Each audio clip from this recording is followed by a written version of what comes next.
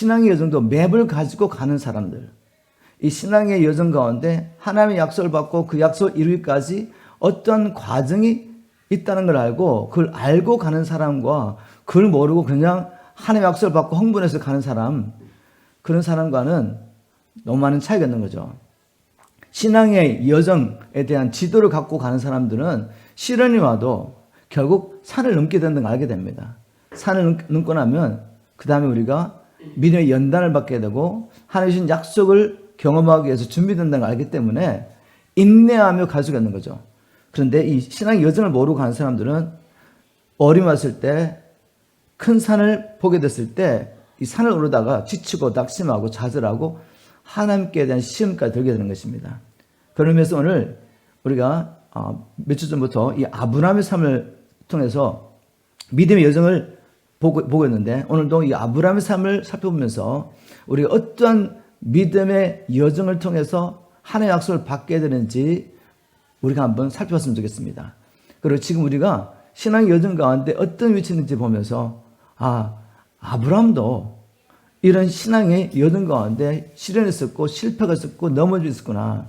그럼에도 불구하고 하나님께서 오셔서 회복하시고 또 믿음을 새롭게 하심으로 일어나서 거기를 갈 수 있었구나. 이것을 통해 여러분이 위로를 받고 여러분이 어느 자리에 있든지 일어나서 다시 믿음의 여정을 갈 수 있게 되기를 주님으로 축복합니다. 아브라함 삶을 보면 영적 싸움에 승리한 후에 종종 영적 침체가 찾아온 것을 알게 되죠. 우리 지난주 수요일 날 말씀을 나눠봤는데 14장 말씀을 나눠봤죠. 지난주 수요일 날 나눈 이야기가 뭔가 하면 바로 지난 수요일 날 아브라함이 큰 전쟁 가운데 승리하게 되죠. 그 승리를 하고 난 다음에 그 후에 일어났던 사건이 바로 이제 15장부터 있게 되는데 이 아브라함이 영적 싸움에 승리하고 난 다음에 큰 전쟁에 승리하고 난 다음에 영적인 침체를 경험한 것을 우리가 보게 됩니다. 창세기 15장 보겠습니다. 창세기 15장 1절에 보니까 이후는 바로 14장 사건이죠. 큰 전쟁에서 정말 초자연적으로 승리하게 되죠. 그 후에 여호와의 말씀이 환상 중에 아브라함에게 임하여 이르시되 그 전쟁에 승리하고 난 다음에 하나님이 찾아오십니다. 그리고 하신 말씀이 아브라함아 두려워하지 말라 나는 내 방패요 너의 지극히 큰 상급이니라 라는 말씀을 하셨습니다. 왜 이런 말씀을 하셨을까? 왜 하나님께서 영적 큰 전쟁에 승리하고 난 다음에 아브라함을 찾아오셔서 두려워하지 말라는 말씀하셨을까? 그 말은 아브라함 안에 두려움이 있었단 말이죠. 두려움이 없는데 와가지고 두려워하지 말라는 말을 할 수 없지 않습니까? 자, 여러분 14장을 보면은 엘람 왕과 네 왕이 연합하여서 소돔 왕과 연합한 5 왕을 이기고 소돔에 있는 모든 사람과 재물을 끌고 나가는 그런 사건이 있습니다. 그 가운데 아브라함의 조카인 롯도 끌려가게 되죠.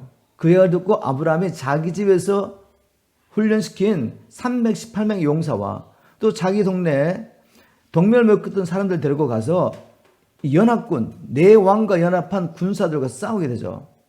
근데 인간적으로는 도저히 이길 수 없는 싸움인데 하나님께서 아브라함과 함께 하셔서 담대함과 용기와 힘을 주시니까 아브라함의 그 큰 군대를 이길 수 있었던 거죠. 그렇지만 딱 돌아오고 난 다음에 어떤 생각이 들겠습니까? 만약에 이 네 왕이 정신을 차리고 자신이 이 아브라함과 같은 어떤 면에서 연약한 사람이죠. 이 사람에 의해서 이 전쟁에 지게 된 걸 알게 되면 어떻게 하겠습니까? 보복하지 않겠습니까? 다시 군대를 모아서 보복하면 어떻게 되겠어요? 아브라함은 대책이 없는 것입니다. 이걸 생각할 때 막 두려움이 몰려온 것입니다. 뭘 잊어버렸죠? 아브라함이 승리할 수 있던 게 318명의 용사와 자기가 함께한 동맹군과 함께 그 힘으로 싸워서 이긴 게 아니지 않습니까? 하나님이 함께 하심으로 담대함과 용기를 주셔서 승리한 것인데 그것을 잊어버린 거죠. 그리고 두려워합니다. 그리고 또 하나님께서 아브라함에 오셔가지고 두려워하지 말라고 하실 뿐만 아니라 나는 너의 지극히 큰 상급이니라 라는 말씀하시죠. 왜 이 말씀하셨을까? 아브라함의 그 큰 전쟁에 승리하고 많은 전리품을 가지고 오지만 아브라함 생각에 이 전리품을 자기가 취하게 되면 소돔 왕이 나중에 내가 이 아브라함을 부르겠다라는 말을 할 것 같아서 하나님의 영광을 위해서 그걸 내려놓습니다. 그 모든 전리품들을 소돔 왕에게 그냥 다 줘버리죠. 근데 인간적으로 생각하면 좀 내가 왜 그렇게 했을까 후회하지 않겠습니까? 아니 그것은 내가 당연히 취해야 될 전리품인데 내가 그것을 다 주고왔지? 이런 생각에 또 후회하고 있을 수 있단 말이죠. 그런 아브라함이 말씀하십니다. 아브라함아, 내가 너의 지극히 큰 상급이야 라고 말씀하십니다. 자, 이렇게 말하자 이 아브라함의 마음 안에 정말 심중에 깊이 간직했던 하나님에 대한 습성한 마음이 그냥 은연중에 툭 튀어나오죠. 아브라함이 뭐라고 말했습니까? 특별히 나는 너의 지극히 큰 상급이라는 하나님의 말씀을 듣고 아브라함 안에 눌렸던 생각, 하나님에 대해서 습성한 마음이 툭 튀어나오면서 하는 말이 이제 2절 3절에 이렇게 말하죠. 아브라함이 이르되 주 여호와여 무엇을 내게 주시려 하나이까? 주님이 나의 지극히 큰 상급이라는데 뭘 주시겠습니까? 나는 자식이 없습니다. 아브라함이 뭐 돈이 필요했겠습니까? 어머니분랑 아브라함에게 정말 필요했던 것은 자식이었죠. 그 당시에 자식이 없다는 것은 저주에 가깝습니다. 저주, 그죠? 나는 자식이 없으니 나의 상속자는 이 다메섹 사람 엘리에셀입니다. 그 당시에 주인이 자식이 없으면 그 유산을 누구에게 물려주겠습니까? 자기 종 가운데 자식처럼 사랑하고 신뢰했던 종에게 물려주는 것입니다. 그래서 나는 자식이 없으니 내 상속자는 나의 종이 될 겁니다 라고 말합니다. 아브라함이 또 말합니다. 아브라함이 또 이르되 마음이 얼마나 큰 습수만 있으면 이렇게 두 번이나 말했겠습니까? 아브라함이 또 이르되 주께서 내게 씨를 주지 아니하셨으니 내 집에 길린 자가 내 상속자가 될 것입니다. 자식을 주장한 것에 대한 습소한 마음이 있죠. 왜냐하면 하나님께서 아브라함을 만나시고 처음 주신 약속이 뭔가 하면 내가 너로 큰 민족을 이루겠다는 약속을 주시지 않았습니까? 자식 하나 없는 아브라함에게 이 약속은 너무나도 놀라운 약속이었죠. 내가 하나님 말씀에 순종하고 따라가면 하나님은 나로 큰 민족을 이루게 하겠다는 이 말씀을 믿고 갈 뻔 알지 못했지만 나왔지 않습니까? 그런데 시간이 지났는데도 하나님이 자식 하나 주지 않으세요. 그러니 하나님에 대한 섭섭한 마음이 있지 않겠습니까? 아니 뭐야, 하나님 나는 모든 걸 버리고 주님 말씀을 쫓아 나왔는데 하나님 약속대로 큰 민족 이루시려면 나에게 자식을 주셔야죠. 나 자식도 없는데 내게 오셔가지고 나는 내 큰 상고를 말씀하시니까 아브라함이 습소한 것입니다. 자, 이렇게 자기를 표현했죠. 자, 여기서 우리가 살펴보는 건 뭔가 하면 우리도 아브라함과 똑같다는 것이죠. 우리가 성경을 보면 이스라엘 민족도 아브라함과 똑같았고 우리도 아브라함과 똑같습니다. 왜 이렇게 하나님에 대해서 섭섭한 마음이 들고 심이 막 들고 있죠? 그 이유는 뭔가 하면 물론 하나님을 전적으로 신뢰하지 못하기 때문에 지금 당장 자식 없는 것 때문에 하나님 앞에 섭섭한 마음을 가질 수 있지만 그것보다 더 심각한 문제가 있습니다. 그건 뭔가 하면 여전히 우리는 마치 하나님이 우리를 위해 존재하는 것처럼 그렇게 착하고 산다는 거죠. 하나님이 나를 위해 존재한다고 생각하면서 하나님께서 나를 위해서 이런저런 일을 해줄 것을 기대하는 것입니다. 아브라함에게 이런 것이죠. 나는 자연적으로는 자식을 낳을 수 없었는데 내가 하나님을 이렇게 열심히 조차하면 하나님께서 내가 내 힘으로 얻지 못한 걸 주실 거야 라는 생각 가운데 하나님이 이런저런 문제, 내 삶 가운데 이런 문제 저런 문제 해결되지 않고 있는데 내가 하나님을 열심히 섬기면 하나님이 이제 나의 이 열심을 보시고 충성을 보시고 내가 하지 못한 일, 내 마음의 소원을 이루어 주실 거야 라는 생각이 여전히 있는 것입니다. 여러분 거기에 문제가 무엇입니까? 여전히 하나님이 나를 위해 존재하는 것입니다. 마치 예전에 우리가 우상을 섬겼듯이 그렇게 똑같은 목적으로 하나님께 열심을 내면 하나님이 내 마음의 소원을 이루어줄 거라 생각하는 거죠. 여전히 자기 분이 되지 않는 것입니다. 여전히 나라는 존재가 하나님의 뜻을 이루려고 하나님이 자기 영광을 위해서 창조해서 보냈다는 것을 알지 못하는 것이죠. 그러니 하나님께 열심히 내는 목적이 무엇입니까? 내 소원을 이루어달라는 것이죠. 이게 되지 않으면 하나님께 섭섭한 마음이 드는 것입니다. 아브라함이 똑같은 일을 나누지 않았습니까? 이스라엘 민족도 하나님께서 적과 꿀을 흐르는 땅을 준다는 약속을 믿고 나왔는데 나와서 보니까 광야죠. 물이 없는 광야를 지나야 되죠. 원망하고 불평합니다.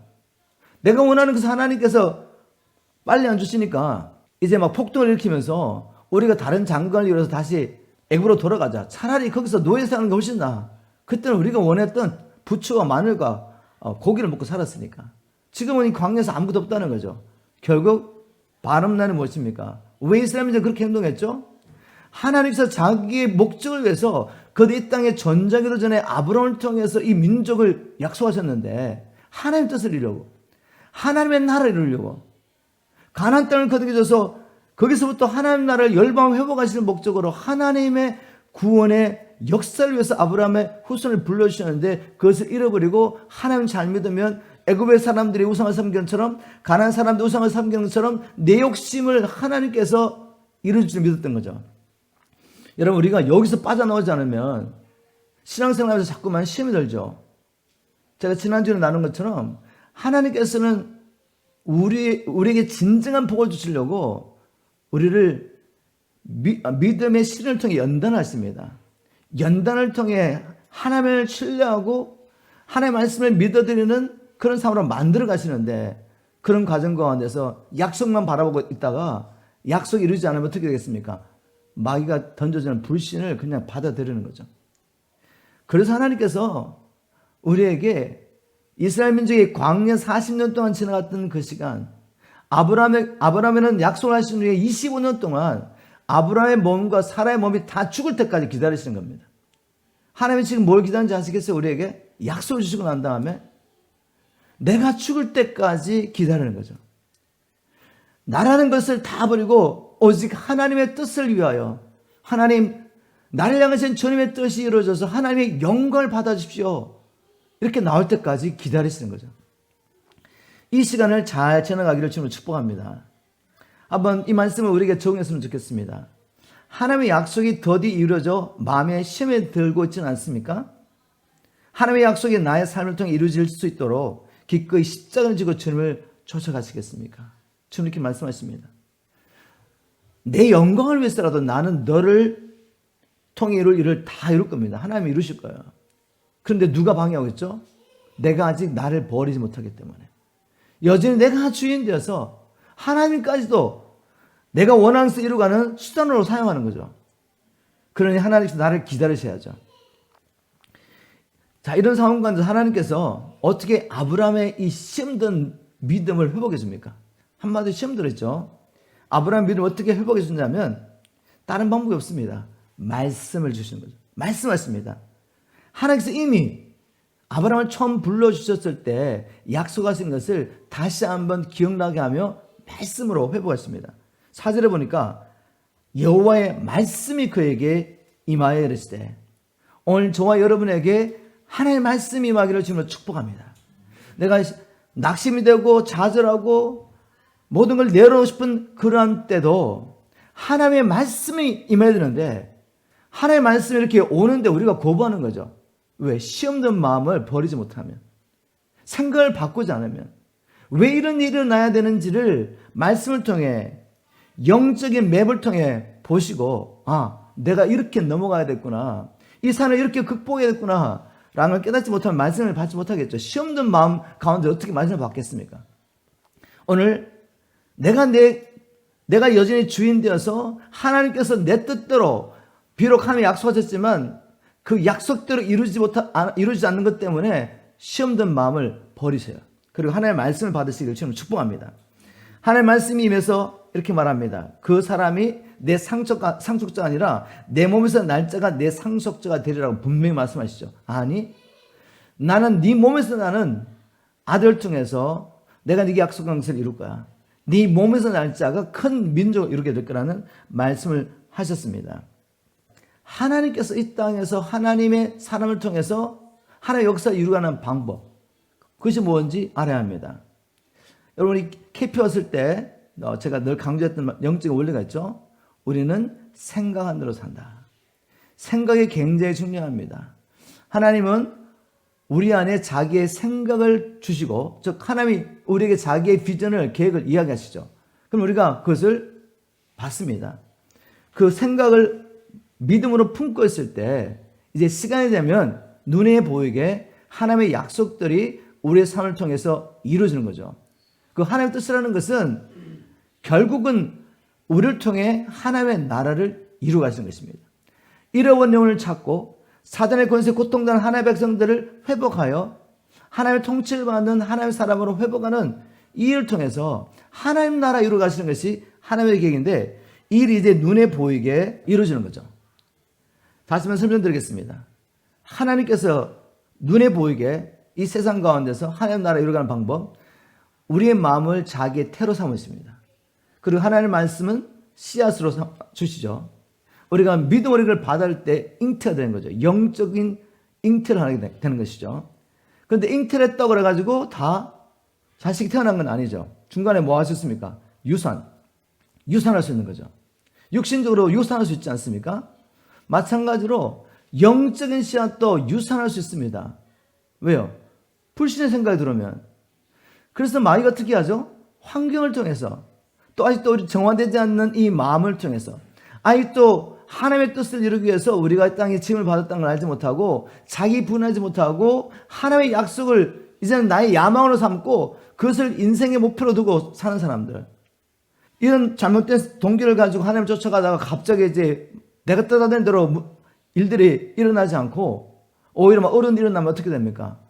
불신의 씨앗이 들어오지 않겠습니까? 그 생각을 뿌려준 자가 누구예요? 마귀죠. 마귀는 생각을 뿌려주면 그냥 그걸 따라갑니다. 그래서 유산돼, 유산. 그럼 다시 시작해야 돼요. 그래서 마귀는 끊임없이 우리 안에 심어진 하나님의 약속의 씨를 우리가 붙잡지 못하도록 불신의 생각들을 환경을 통해 이렇게 넣어주는 거죠. 그렇다면 우리가 해야 되는 무엇이겠습니까? 마음을 지키는 일이죠.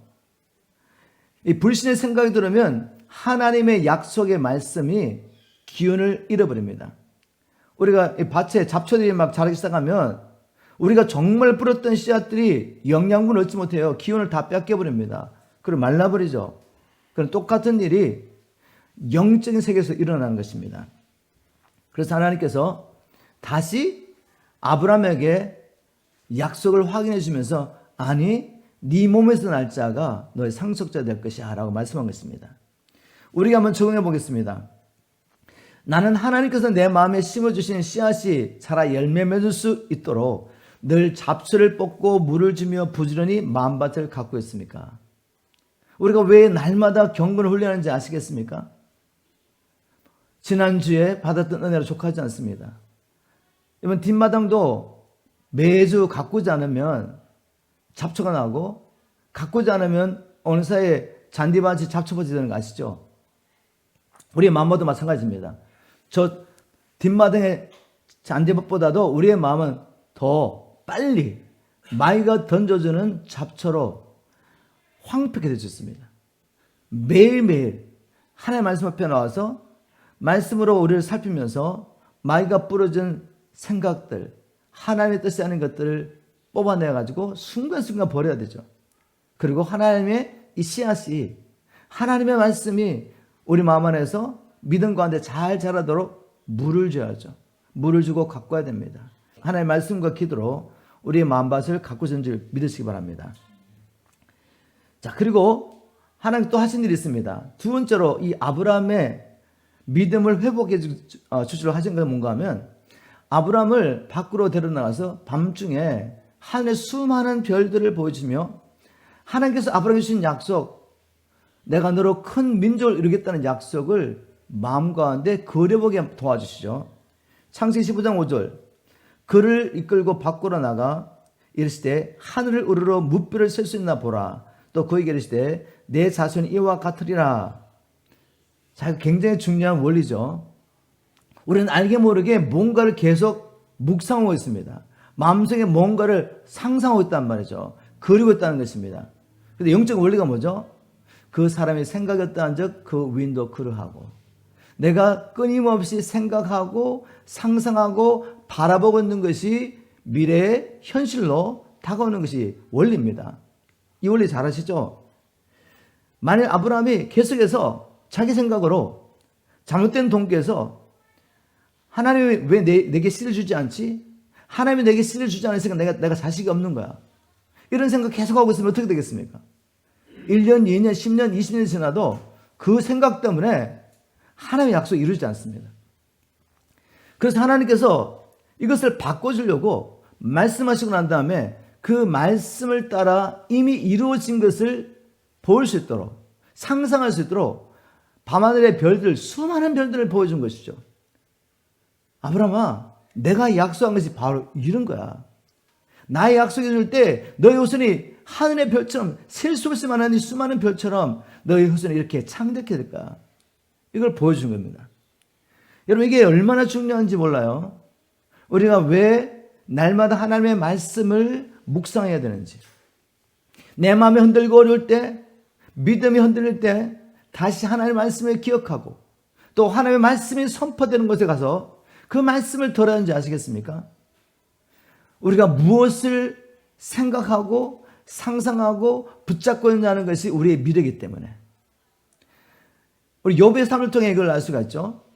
욥기를 보면 하나님의 임재 앞에 마귀가 들어와가지고 욥을 막 송수하는 이야기 있죠, 그죠? 1장에 보면 하나님, 당신이 욥을 이렇게 축복하시니까 욥이 당신을 그렇게 섬기며 말씀에 순종하며 살고 있는 것입니다. 한번 하나님이 축복하신 그 축복을 다 거둬보시라고.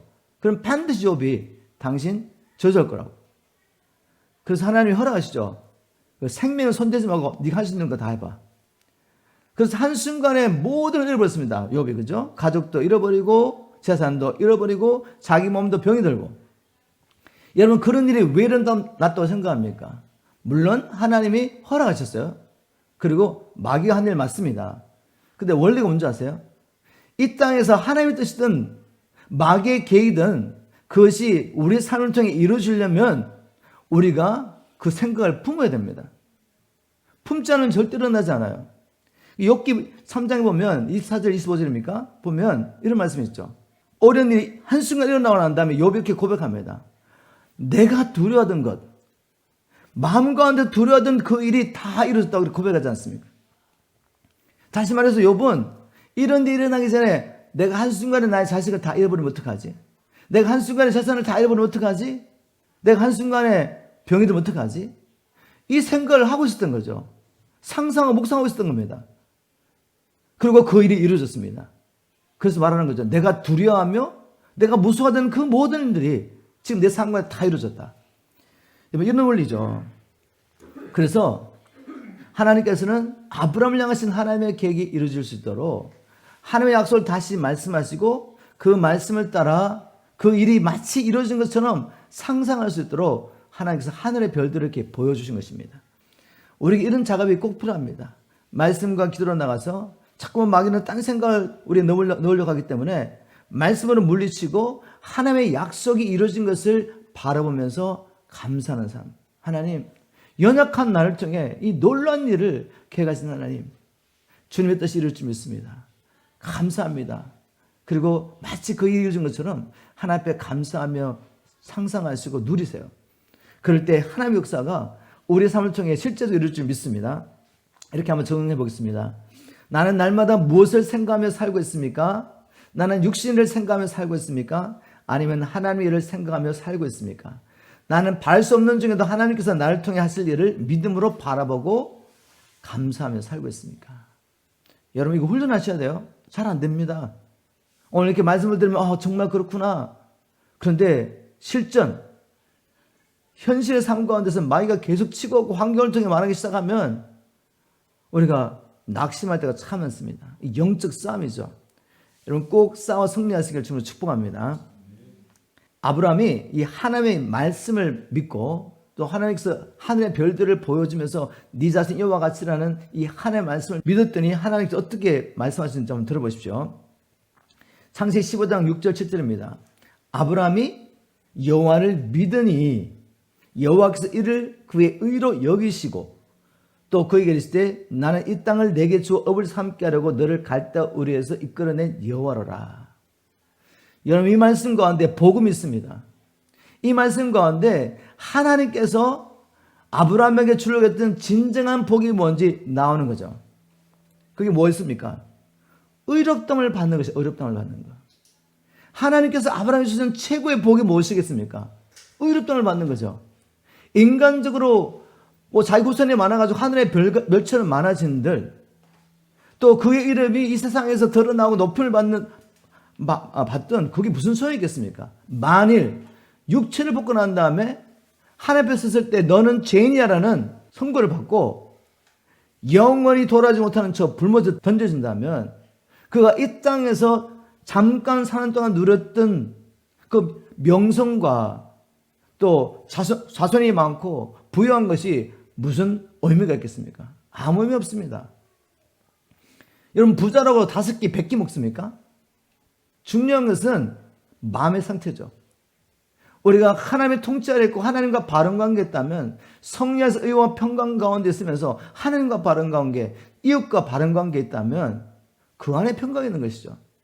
하루 100불짜리 밥을 먹으면서도 가장 가까이 있는 아내 얼굴도 쳐다보지 못하고 밥만 먹다가 나가야 되는 사람이라면 그 안에 무슨 기쁨이 있습니까? 마음에 그 불화하는 것 때문에 사실 아무리 좋은 것을 먹어도 몸은 거부 반응을 보이는 거죠. 그래서 몸이 오히려 망가집니다. 좋은 음식을 먹거든. 그러나 정말 마른 떡 한 조각을 먹으면서도 하나님께 감사하고 함께 나누면서 기쁨 가운데 먹는다면 그것은 정말 우리 몸에 약이 되는 거죠. 이 원리를 하셔야 돼요, 여러분. 이 원리를. 우리가 성경을 잘못 보면 하나님께서 아브라함에 주신 복을 그 이름이 창대케 되는 것, 그리고 그가 큰 민족으로 일어나는 것, 이를 위해서 하나님께서 부를 주신 것, 이것만 바라보는 거죠. 저는 믿습니다. 하나님께서 여기 계신 사명을 감당하기 위해서 어떤 사람은 부를 주시고 어떤 사람은 건강을 주시고 이런저런 달란트를 주시고 세상에서 머리가 되게 하시고 꽃꼬리가 되게 하지 않는 것 저 믿습니다. 그러나 그것이 목적이 아니라는 거죠. 왜 그걸 주셨냐 겁니다. 나를 통해 하나님의 뜻을 이루시고 그 또한 믿음을 통해 하나님께서 우리를 의롭다 하게 하시기 위해서. 인생에서 가장 중요한 것, 시급한 것 무엇인지 아시죠? 우리가 하나님 앞에 섰을 때 의롭다함을 받는 것입니다. 의롭다함을 받는다는 것은 법적 용어로서 심판관이 피고인을 보면서 당신 무죄입니다라고 선언하는 것이죠. 우리가 다 모두 하나님의 심판대 앞에 서게 될 것입니다. 그때 하나님께서 난 너 몰라, 너는 죄인이야 이렇게 말씀하시면 어떻게 되죠? 우리는 영원한 심판을 받고 불못에 던져야 되죠. 그런데 그때 나는 죄인으로 태어나서 하나님 앞에 심판을 받을 수밖에 없는 존재인데 불구하고 하나님께서 나를 의롭게 하시는 길을 발견한 사람들, 예수 그리스도 안에서 우리의 죄를 용서하시고 우리를 하나님의 자녀 삼아주시며 또 영원한 하나님 나라를 기업으로 주시는 이 복음을 믿고 이 복음을 따라 산 사람들, 믿음의 증거로서 복음을 따라 산 사람들, 하나님에 섰을 때 하나님께서 의롭다고 인정해 주시고 영생과 함께 하나님의 나라를 유업으로 줄 줄 믿습니다. 이것이 복음이 아닌가요? 이 복음을 깨닫고 사는 것이 가장 큰 축복이죠. 하나님 왜 아브라함이 약속하시고 아브라함 믿음으로 갈 바를 알지 못하고 순종해 왔는데 불구하고 자식을 주지 않는지 아시겠습니까? 하나님이 진짜 주고 싶은 것은 의의 길을 보여주기 원하신 겁니다. 아브라함뿐만 아니라 예수를 믿는 믿음으로 의롭게 된 우리를 위해서도 하나님께서는 아브라함의 삶을 통해서 죄인을 의롭게 하시는 하나님의 방법을 계시하기 원하셨던 거죠. 이 비밀을 깨달았던 바울이 이렇게 고백합니다. 로마서 4장 23절 24절 제가 현대인 성경 읽어보겠습니다. 하나님이 그를 의롭게 여기셨다는 말은 그에게만 하신 것이 아니라 우리에게도 하신 말씀입니다. 우리 주 예수님을 죽은 사람들 가운데서 다시 살리신 하나님을 믿는 우리는 다 의롭다는 인정을 받게 될 것입니다. 아브라함은 믿음의 조상으로서 죄인을 의롭게 하시는 하나님의 방법을 그의 삶을 통해 지금 계시하고 있는 것입니다. 이 아브라함의 삶을 통해서 우리는 알게 된 거죠. 하나님이 우리를 의롭다게 하는 방법이 다른 방법이 아니라 하나님을 믿는 것, 하나님의 약속을 믿는 걸 통해 죄인을 의롭다고 하시는구나 라는 것을 우리는 아브라함의 삶을 통해 알 수가 있습니다.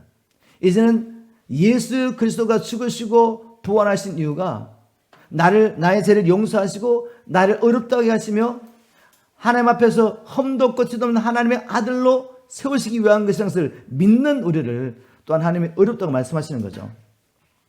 여러분 믿으시죠? 이것이 정말 하나님께서 우리에게 주기 원하셨던 복입니다. 또 하나님께서 아브라함 믿음을 보시고 그를 의롭다고 하실 뿐만 아니라 또 뭐라고 하셨죠? 아브라함을 갈대아 우리에서 불러내신 목적을 분명히 이렇게 말씀하십니다. 그에게 이르되 나는 이 땅을 내게 주어 업으로 기업으로 삼게 하려고 너를 갈대아 우리에서 이끌어낸 여호와로라. 아브라함이 갈대우르에 있을 때 뭐 했습니까? 갈대우르의 모든 사람들처럼 우상숭배에 빠졌었죠.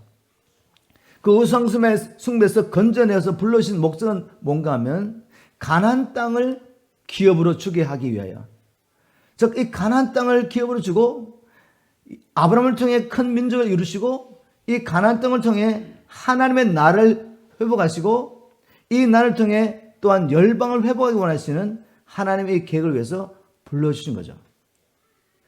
여러분, 우리가 이제 신앙의 목표를 분명히 정해야 됩니다. 첫 번째는 하나님 앞에 의롭다함을 받는 삶을 살아야죠. 그리고 하나님께서 우리 계신 사명을 감당하는 것이 내가 살아있는 목표입니다. 목적이죠. 결국 이것을 통해 우리에게 보여주기 원하는 건 뭔가 하면 하나님께서 진정 우리를 불러주신 목적은 하나님의 나라를 우리에게 기업해주기 원하시는 거죠. 이 땅에서 세상적으로 우리가 성공하고 부귀영화를 누리고 하늘을 사는 삶을 사는 것이 아닙니다. 오히려 이 땅에서는 예수 믿는 믿음 때문에 고난을 당할 수 있죠. 물질적인 고난도 있을 수 있고 질병으로 고난을 당할 수 있고 감격에서도 고난을 당할 수 있고 예수 믿는 믿음 때문에 감옥에 갈 수도 있고 모든 것을 빼앗길 수도 있고, 그래도 불구하고 하나님은 우리 계신 사명을 감당할 때까지 우리를 반드시 지켜주십니다. 먹을 것을 주시고 하나님께서 하실 일을 다 이루실 겁니다. 그럼에도 불구하고 이제 예수 안에 우리의 인생의 목표는 세상의 것들을 누리는 게 아닙니다. 내가 이 세상에서 원하는 것을 취하는 게 아니에요. 하나님의 나라인 줄 믿으시기 바랍니다. 이 땅에 사는 동안에도 내가 있는 바로 그곳을 하나님이 나의 기업으로 주셨기 때문에 내 가정을, 내 교회를, 내 직장을, 이 나라를 하나님 나라가 되도록 기도하고 내가 복음에 따라 살면서 이 복음을 전하는 것입니다. 예수의 제자를 일으키는 것이죠. 이렇게 살던 사람이 최종적으로 이제는 하나님의 나라를 유업으로 하시려고 하나님 우리를 세상에서 불러주셨습니다. 여러분 믿으시죠? 이 믿음을 사셔야지 믿음의 실현 가운데 우리가 하나님께 시험 들지 않습니다. 다른 사람에게 시험 들지 않아요. 이 믿음의 신을 통해 나의 잘못된 신앙관, 잘못된 동기들을 하나님께서 보여주시고 드러나게 하시고 이런 것들을 버림으로 우리의 영혼을 정화시키는 것.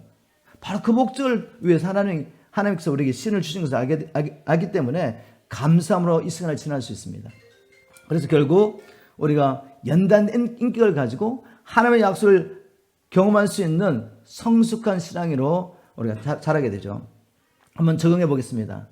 나는 오직 예수 그리스도 안에서 나의 죄를 용서하시고 나를 의롭다 인정하시는 하나님의 복음을 믿습니까? 나의 신앙의 목표는 세상에서 잘되고 평안한 삶을 사는 것이 아니라 영생과 하나님의 나라를 기업으로 얻는 것입니까? 여러분 이것을 추구하기를 주면 축복합니다. 그렇지 않으면 마지막 때는 더 많은 시험을 들게 됩니다. 하나님께 시험을 들게 되고 영적 지도자에게 시험 들게 되고 또 교회 생활하면 시험 들게 되고, 그러나 우리 신앙의 목표가 영생을 얻는 것, 하나님 나라를 기업으로 얻는 것이라면 하나님께서 내게 주신 이 사명을 다 감당하기 위해서 오늘 쉬는 가운데 우리가 하나님 앞에 감사하면서 이 시간을 지나며 우리가 준비될 수 있을 줄 믿습니다. 자, 그리고 또 아브라함이 하나님의 약속을 듣고 난 다음에 이런 얘기를 합니다. 주님, 내가 이 땅을 업으로 삼을 줄을 무엇을 알겠습니까? 자, 여기서 아브라함이 하나님의 약속을 의심한 게 아니라 하나님 그렇게 말씀하셨는데 이 땅을 내게 또 내 후손에게 유업으로 주시려고 나를 불러내셨다고 말씀하셨는데 말씀대로 그렇게 될 것을 내가 어떻게 알겠습니까? 그것은 하나님의 약속을 의심하는 것이 아니라 하나님의 약속을 확신하려고 보증을 구하는 것입니다. 하나님, give me guarantee. 하나님의 말씀대로 이루어질 것을 제게 확신시켜 주세요. 여러분 이것은 하나님께 책망하지 않습니다. 하나님의 약속이 이루어질 것을 내가 확신할 수 있도록 나를 도와달라고 보증을 요구하는 것은 하나님이 책망하지 않으세요. 성경에 그런 예가 많죠. 한 가지 예를 들면 기드온을 통해서 하나님께서 미디안 족속들을 무찌르시고 이스라엘 백성들을 미디안의 손에서 건져내겠다는 하나님의 약속을 미디안이 확신하고 싶었습니다. 주님 그렇게 할 거라면 제게 확증을 보여주세요. 양틀을 가지고 시험한 거 아시죠? 주님 내일 아침에 일어났을 때 양틀에만 이슬이 잔뜩 모여있고 땅은 말랐다면 정말 주님께서 나를 통해 그렇게 하실 줄 내가 믿겠습니다. 확신하겠습니다. 하나님 그렇게 하셨죠. 그런데 또 요구합니다. 하나님, 이제는 반대로 양털은 말랐고 땅 주위에 이슬이 가득 내리면 정말 하나님께서 나를 통해 그 일을 하실 줄 믿고 제가 확신하고 순종하겠습니다. 그럴 때 또 그렇게 하세요. 다시 말해서 하나님께서 우리 연약함을 아시기 때문에 그 하나님의 약속을 믿지 않는 게 아니라 정말 그렇게 하실 거라는 확신을 달라고 구하는 것을 하나님은 죄로 여기지 않습니다. 우리 연약함을 아시기 때문에 확인시켜 주는 거죠. 자, 하나님께서는 아브라함의 이 요구에 보증을 달라는 그 요구에 어떻게 응답하셨습니까? 먼저 15장 9절부터 10절 보겠습니다. 여호와께서 그에게 이르시되 때 나를 위하여 3년 된 암소와 3년 된 암염소와 3년 된 수양과 산비둘기와 집비둘기 새끼를 쪼갤지니라. 아브라함이 그 모든 것을 쪼개어 그 중간을 쪼개고 그 쪼갠 것을 마저 대하여 놓고 그 새는 쪼개지 아니하였으며. 아니, 왜 하나님께서 짐승을 잡아 쪼개놓으라 그랬죠? 그 당시에 풍속을 보면 두 사람이 계약을 맺고 우리가 지금 이렇게 계약을 맺은 것을 우리 당사자들이 내가 생명 걸고 지키겠습니다. 이런 보증에서 뭘 했냐면 짐승을 반으로 쪼개고 그 사이로 지나간 거죠. 계약의 당사자들이. 내가 이 몸이 두 조각 난다 할지라도 당신과 약속한 거 내가 반드시 이루겠습니다. 그런 의미로 이런 행위를 한 거죠. 보증으로서. 바로 그 당시의 풍속을 따라 하나님이 하시겠다는 거예요. 그래서 아브라함이 짐승을 다 쪼개놨습니다. 그랬더니 17절에 보니까 해가 져서 어두울 때 연기나는 풀무가 보이며 타는 횃불이 쪼갠 고기 사이로 지나더라. 횃불이 뭘 상징합니까? 하나님의 임재죠. 하나님께서 친히 아브라함이 이해할 수 있도록 아브라함 수준으로 낮추셔가지고 그 당시의 풍속을 따라서 내가 이 약속을 지키기 위해서 내 몸에 두 쪽 나도 지키겠다는 그 풍속을 따라 하나님이 친히 그 자리를 지나가신 거죠. 이렇게 확정해 주셨습니다. 너무나 좋으신 하나님이시죠. 그리고 또 확정해 주신 방법이 뭔가 하면 아브라함은 지금 자식 한 명도 없는데 아브라함을 통해 태어날 후손들의 미래를 다 미리 보고 말씀하십니다. 13절부터 16절, 저는 이 말씀이 너무나 중요하다고 생각합니다. 이 말씀이 어떻게 역사 가운데 실제적으로 이루어졌는지 성경에 다 기록하고 있고 이것을 아는 것이 우리에게 너무나 중요합니다. 바로 우리가 이런 믿음의 여정을 통해서 하나님의 역사를 이루어가기 때문에 아는 게 이 하나님께서 아브라함에 주신 약속의 말씀을 우리가 아는 게 너무나 중요하죠. 한번 읽어보겠습니다. 여호와께서 아브라함에게 이르시되 너는 정령이 알라. 내 자손이 이방에서 객이 되어 그들을 섬기겠고 그들은 400년 동안 내 자손을 괴롭게 하리니 그 섬기는 나라를 내가 징치할지며 그 후에 내 자손이 큰 재물을 끌고 나오리라. 너는 장수하다가 평안히 조상에게로 돌아가 장사될 것이요 내 자손은 4대 만에 이 땅으로 돌아오리니 이는 아무리 족속의 제약이 아직 관영치 아니함이니라 하시더니 아브라함이 던졌던 질문, 주님 내가 이 땅을 유업으로 받을 것을 무엇을 알겠습니까? 라는 질문에 대한 답변을 주신 거거든요. 이게 어떻게 답변이 될 수가 있겠습니까? 답변이 될 수 있죠. 하나님이 전지하시고 전능하시고 신실하지 않다면 이런 일이 일어나지 않는 것입니다. 하나님이 전지하지 않다면 이런 미래를 보여줄 수 없지 않습니까? 나는 전지한 하나님이야. 그리고 우리가 또 역사를 통해 보면 그분은 말씀대로 전능하신 능력으로 신실하게 아브라함과 또 아브라함 후손과 약속하신 일들 다 문자적으로 다 이루셨습니다. 여러분, 이것이 우리에게 확정이 되는 것이죠. 하나님께서 저와 여러분에게 말씀하신 것이 이루어질 거라는 확정을 어디서 찾으시겠습니까? 환상을 보고 초자연인 것을 경험하면 확신이 올 것 같습니까? 물론 그것도 도와줄 수 있습니다. 그러나 그거 얼마 가지 않아요. 이스라엘 민족을 보십시오. 말씀대로 하나님께서 이스라엘 민족을 하나님의 큰 능력과 편팔로 애굽의 군대 손에서 건져내십니다. 얼마나 많은 표적과 기적을 보았습니까? 하나님 말씀대로 이루실 것을 그들이 다 보고도 결국 시간 지나면 어떻게 되죠? 금방 잊어버립니다. 3일 지나고 난 다음에 또 원망 불평하죠. 이게 우리라는 걸 기억하셔야 돼요. 우리에게 뭐가 필요하죠? 하나님께서 말씀대로 자기가 말씀하신 모든 것을 이루시는 신실하신 하나님, 전능하신 하나님의 것을 아는 것이 굉장히 중요합니다. 하나님이 누군지 아는 것, 그게 너무나 중요하죠. 여러분, 우리가 하나님을 어떻게 알고 믿을 수 있습니까? 성령께서 우리에게 계시하지 않는다면, 그리고 그 계시가 아는 것 같지만 실질적인 삶 가운데서는 딱 맞닥뜨리면 어떻게 하냐면 우리가 마치 하나님을 모르는 것처럼 행동한단 말이에요. 근데 그런 시간들이 아브라함에도 있었습니다. 어떤 때는 믿음으로 갈 뻔 알지 못하고 나왔다가도 어떤 때는 어려우면 또 하나님 믿지 못하고 자기 생각대로 살고 이런 일을 반복하면서 결국은 하나님께서 뭘 도와주시죠? 그 모든 시간을 통해서 하나님을 계시하십니다. 그리고 이제는 아브라함이 자기의 독자 사랑하는 아들을 하나님께서 번제로 드려가니까 번제로 드릴 수 있을 정도로 하나님을 아는 지식, 하나님에 대한 믿음이 자라게 되죠. 우리가 그렇게 가는 것입니다. 그런 과정 가운데 우리가 있는 것이죠. 제 노트에는 하나님께서 아브라함에게 하시는 말씀 하나하나가 어떻게 성취됐는지 다 이렇게 제가 성경을 찾아가지고 올려놨습니다. 나중에 한번 참고를 하시고, 중요한 것은 뭔가 하면 우리에게 하나님께서 우리에게 약속하신 것을 이룰 수 있는 확증을 주시는 방법이 다른 방법이 아니라 하나님을 아는 것이구나. 그분이 어떤 분이신 것을 우리가 경험적으로 아는 것입니다. 우리가 하나님을 알게 되기를 주님 축복합니다. 그 말씀을 이루어가는 과정 가운데서 하나님이 어떤 분인 것을 알고 매일매일 삶 가운데 작은 일부터 하나님을 경험하는 거죠. 그래서 우리가 이 하나님께서 우리에게 약속하신 것을 이루실 걸 확정하고 이 약속을 온전히 얻음으로 하나님께 영광을 돌리게 좀 축복합니다. 적용하겠습니다. 예수 그리스도 안에 있는 나에게 주님께서 주신 약속의 말씀은 무엇입니까? 여러분, 약속의 말씀이 있으신가요? 약속의 말씀 분명히 있어야죠. 우리 모두가 받은 약속의 말씀은 무엇입니까?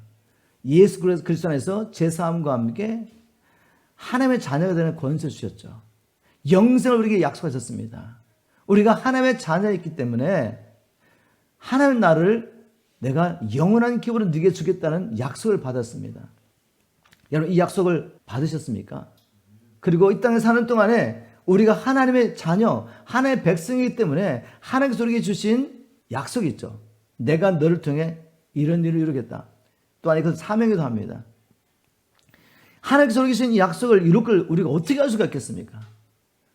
이 마지막 때 하나님 놀라운 일을 행하셨죠. 자기의 성령을 보내셔가지고 성령을 보정으로 주셔서 성령을 보정으로 주셔서 하늘과 땅을 창조하신 이 놀라운 하나님을 아바 아버지라고 고백할 수 있게 하신 거죠. 저는 이거보다 더 큰 확증이 없다고 생각합니다. 이 확증을 주시고 성령을 통해서 하나님의 일들을 보여주시고 성령을 통해 하나님의 어떠한 분이신 것을 알게 하시고 바로 이 놀라운 보증을 우리에게 주셨죠. 그래서 우리는 확신할 수 있습니다. 하나님은 반드시 말씀도 이루신다. 이 확신이 있어야지 시련일 때 믿음 때문에 고난을 받을 때도 우리가 쓰러지지 않고 설 수 있습니다. 그리고 결국은 우리가 하나님의 나라를 영원한 유업으로 얻게 될 것입니다. 여러분, 지금 믿음의 여정 가운데 어떤 시즌이 있습니까? 영적인 성령을 경험하고 있습니까? 아니면 영적인 침체를 경험하고 있습니까? 아니면 광년을 지나는 이 자기 부인의 시간을 지나고 있습니까? 어떤 시즌이 있든지 우리에게 필요한 건 무엇이겠습니까? 하나님을 만나는 것입니다. 하나님과 교제하는 것입니다. 하나님만이 우리에게 참 믿음을 주실 수가 있습니다. 성령님만이 우리에게 확실한 보증을 주셔서 마이가 환경을 통해 어떻게 우리를 흔든다 할지라도 우리는 설 수가 있는 것입니다. 하나님이 주시는 이 확증을 가지고 남은 생에 주신 사명을 다 감당하고 하나님에 섰을 때 약속대로 영생과 함께 하나님 나라를 유업으로 받게 되기를 주님으로 축복합니다.